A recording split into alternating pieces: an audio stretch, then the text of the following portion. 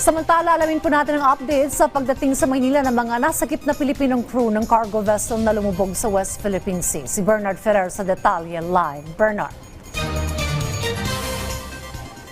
Dayan, kabuang 15 Pilipinong crew kasama ang dalawa nilang nasawing kasamahan ang dumating sa Maynila ngayong umaga.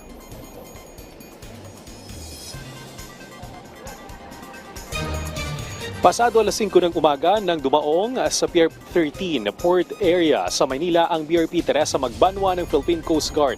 Sakay ang 15 Pilipinong crew ng cargo vessel na MV Devon Bay. Kasama rin nila ang dalawa nilang kasamahang nasawi sa paglubog ng barko. Nangyaring insidente noong January 23, may 141 nautical miles sa kanluran ng Pangasinas sa loob ng Philippine Exclusive Economic Zone. Ang MV Devon Bay ay may kargang iron ore nang umalis ito sa Gotalak, Zamboanga del Norte patungo sa Guangdong, China. Mayroong kabuang 21 Pilipinong crew ang barko.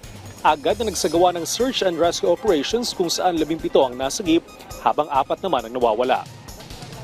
Bilang suporta sa rescue efforts, idineploy ng Philippine Navy ang BRP Jose Rizal. Samantala, idineploy din ng Naval Forces Eastern Mindanao ang BRP Artemio Recarte, BRP Tagbanwa at isang Beechcraft King Air C-90 aircraft malapit sa Philippine-Indonesia maritime border.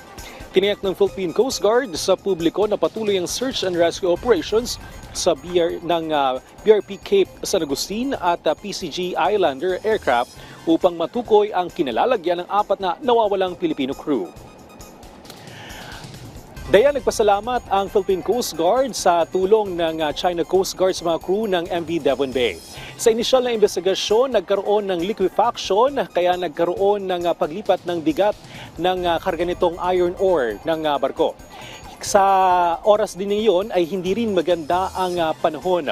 Magbibigay naman ang Migrant Workers Department o DMW ng psychosocial intervention sa mga crew ng barko. Dayan?